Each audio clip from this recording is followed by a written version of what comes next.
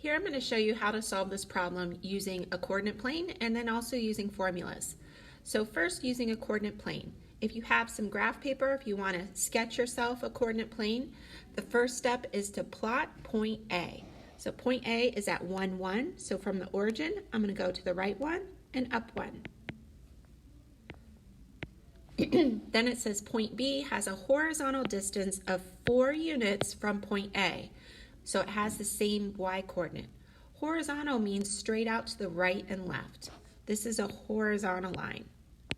So from point A, we're going to move 4 units to the right. 1, 2, 3, 4.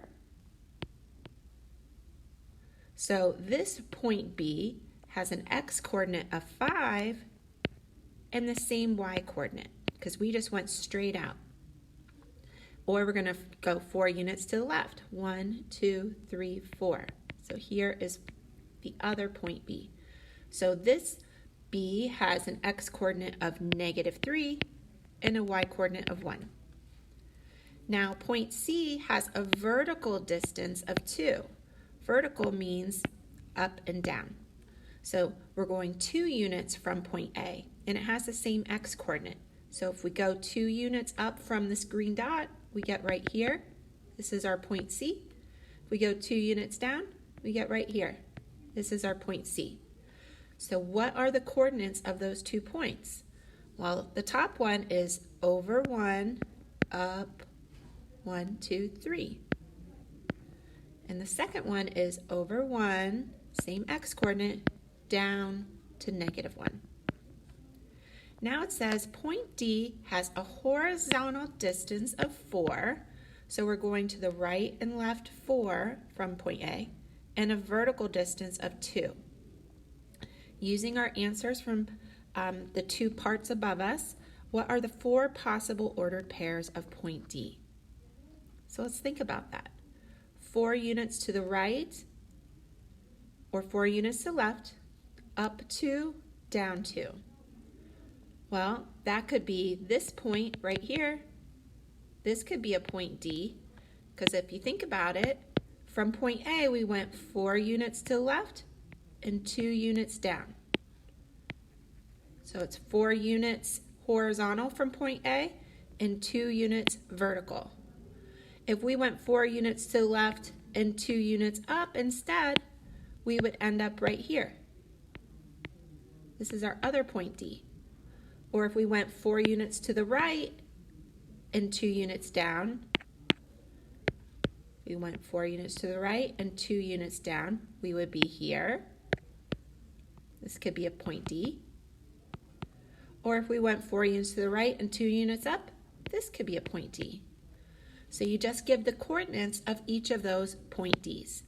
And notice that those coordinates have the same x-coordinate for our point Bs, 5 and the -3, and the same y-coordinates of our point Cs.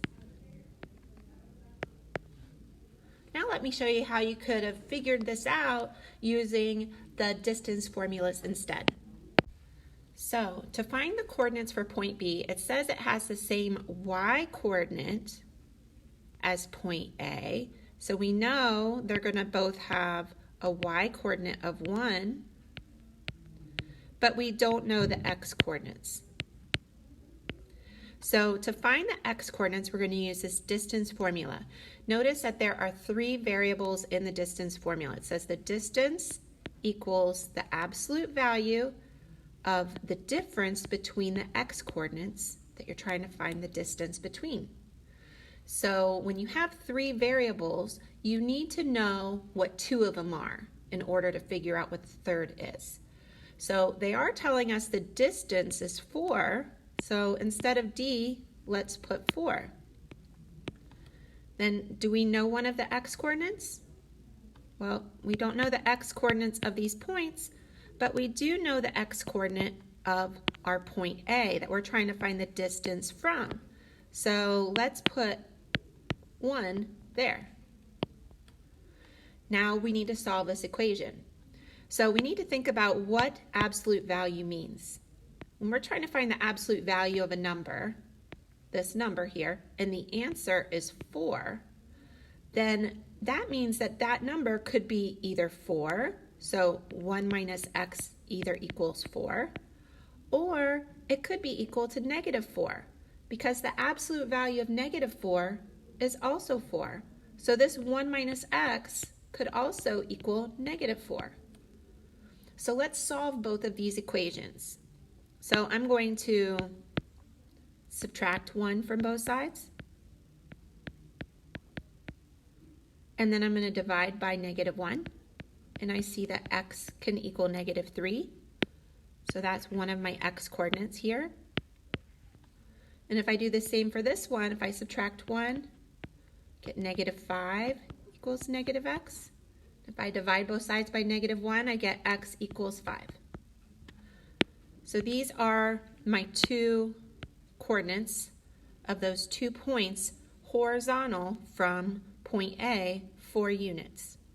Now let's do the same thing for point C.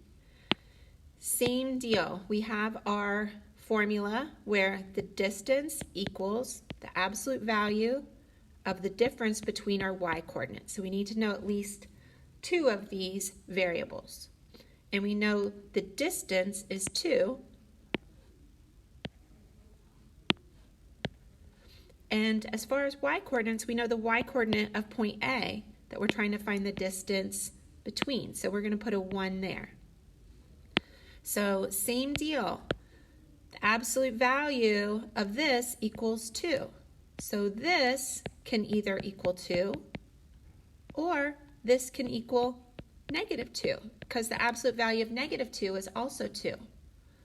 So if we solve this by subtracting 1, we get negative y equals 1. And if we divide by negative 1 on both sides, we get y equals negative 1. And the same deal, subtract 1. And if we divide both sides by negative 3, we get y equals 3. So our y coordinates of our 2 points, remember our 2 points have the same x coordinate as our original point, so we know that their x coordinate is 1, but our y coordinates are negative 1 and 3.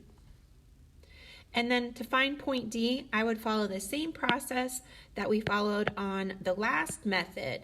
Just make yourself a sketch and realize that the points are going to have the same x coordinates. So negative 3